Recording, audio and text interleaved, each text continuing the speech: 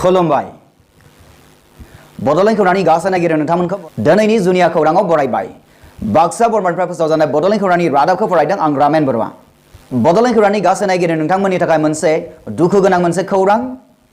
सराइबिल block BPF हानजानि आफादगिरि बिरला कुमार ब्रह्म आरो बर' थुनलाइ आफादनि बारग' आफादगिरि पद्मश्री डॉक्टर कामेश्वर ब्रह्मआ बीजेपी दैदेनगिरि बारग' रांखान्थि मन्थ्रि अरुण जेटलिनि थैनायाव दुखु फोरमायदों 24 आगस्ट खालाराव सराइबिल ब्लक बिपिएफ हानजानि दैदेनगिरि मुस्लिम बिरला कुमार ब्रह्मआ भारत हादरनि बीजेपी हानजानि दैदेनगिरि बारग' रांखान्थि बिफाननि मन्थ्रि अरुण जेटलिनि थैनायाव दुखु फोरमायदों दिनैनि बे भारत हादरनि सासे बारग' फाइनान्स मिनिस्टारा थैनायनि सारा बिपिएफ दलनि जानानै मा फोरमायनो सानदों माबा मोनसे बुंगोन नामा फोरमायनांगौआ बेनो जे जों साफ्रोमबो भारत हादरनि सुबुं हिसाबै बेखौनो बुंनांगोन जे बिथाङा राजनितिनि नेता हिसाबै बिराद अभिज्ञता गोनां व्यक्तिमोन आरो जों भारतबर्षनि थाखाय बिराद गिदिर खहा होनना बुंनांगोन मानोना बिथाङा माने फाइनान्स मन्थ्रि हिसाबै जि धरननि भारतबर्षखौ सालायलांदोंमोन बिथांनि जेरा सरकार दंमोन बिथाङा जेरा सरकाराव बित्त मन्थ्रि हिसाबै दंमोन बिथाङा मोजाङै सालायलांदोंमोन आरो बिथाङा बहुत दक्ष आरो अभिज्ञता गोनां सासे राजनिति नेतामोन दिनै जों भारतबर्षनिफ्राय सासे गिदिर राजनिति नेताखौ जों खोमाना लाबाय जों बेखौ बुंनांगोन ओजोंहाय बर' थुनलाइ आफादनि बारग' आफादगिरि पद्मश्री डॉक्टर कामेश्वर ब्रह्मआबो बीजेपी दैदेनगिरि बारग' रांखान्थि मन्थ्रि अरुण जेटलिनि थैनायाव दुखु फोरमायदों आच्छा बे जोंनि हादोरनि भारत हादोरनि सासे मुंदांखा सासे राजखान्थियारि आरो बारग' मन्थ्रि मिरु आफादनि बारग' मन्थ्रि अरुण जेटलिया हरखाब रुंसारि एइम्सआव दिल्ली दा बेखौ खौरांखौ मोननानै दुखु फोरमायनाय जाहैदों आंबो बेखौ माने हरखाब मिन्थिनानै दुखु फोरमायबाय जे नरेन्द्र मदिनि जेनाखि सरकार भारतनि जे सरकार बे भारत सरकारनि सिङाव जे सासे मुंदांखा आरो सासे बोलोगोरा सासे रांनि हयथ' बुब्लियाव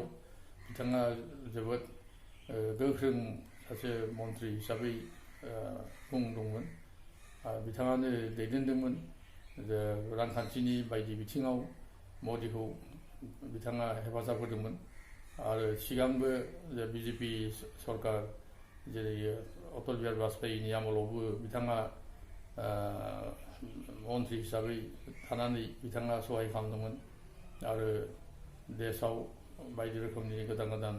हयथ' बेबादि नेम निथि दिहुननायाव बाजपेयीखौ सहाय खालाम अरुण जेटलि बिथाङा 66 बोसोराव जोबथा हांबोयो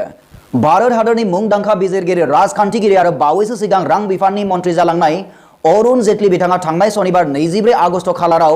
गोदान दिल्लीयाव थानाय एइम्स देहा फाहामसालियाव 66 बोसोर बैसोआव जोबथा हांबोयो बेखौ दुखु फोरमायबाय आरो बिथांनि गासैबो परियालबर्गआ जेसेबां सोद्रोमाफोर दं बिथांमोननिसिम आं दिनै सराइबिल ब्लक बिपिएफ दलनि जानानै आं बिथांमोननि सोमोन्दै दुखु फोरमायनायखौ दैथायहरदोंमोन बिथाङा बीजेपी राजखान्थि दोलोनि सासे गोख्रों दैदेनगिरिमोन जाय बिथाङा भारतनि संबिजिरनि सायाव आरो खुंथायनि फारसे गोथौ गियान दङमोन बिथांनि हरखाबै मुंख्लं जालांनायाव भारत हादरा गोबां खहा जानांबाय हादरनि गाहाय मन्थ्रि नरेन्द्र मदि बिथाङा अरुण जेटलि बिथांनि हरखाबै मुंख्लं जालांनायखौ गोथौ दुखु मोननाय फोरमायदों आरो ओम शान्ति होननानै बुङो आरो उनावबो नरेन्द्र मदि सरकारनि आमोलावबो बियो रांनि दायित्वआव थानानै रांखावरिनि दायित्वआव थानानै फाइनान्स मिनिस्टार हिसाबै बिथाङा गोख्रों भाबै मदि सरकारखौ सहाय खालामदोंमोन आरो हादोरखौ दैदेननायाव बिथाङा जोबोद हेफाजाब होदोंमोन आसाम हादोरसानि गिबि मन्थ्रि सर्बानन्द सनाल बिथाङाबो गोथौ दुखु मोननाय फोरमायनानै हजाइ जिल्लायाव मुंख्लंनि सावगारियाव बिबार बावो आरो बिथाङाबो ओम शान्ति होननानै बुङो दा जों बयबो भारतनि सुबुंफ्रा बेवहाय गिदिर मोनसे खहा जाबाय दा बे रोखोम सासे दैदेनगिरि राजखान्थियारि सासे सुबुं समाज सिबियारि सुबुं मोननांगौआ गोब्राब बिथांनि रुंसारि जानायाव जों बयबो भारतनि सुबुंफोरा जों बेवहाय दुखु फोरमायनाय बाहेरै जोंहा जेबो गैया दा बिथांनि जाहाथे जिउआ आलोगोजोन थायो आं बेखौनो आफा इसोरनाव बोर गाबखबाय दिनैनि नैबे जुनिया रादाबखौ दैथायहरदों गसाइगावनिफ्राय खोरोमदाव लाइफां हारिया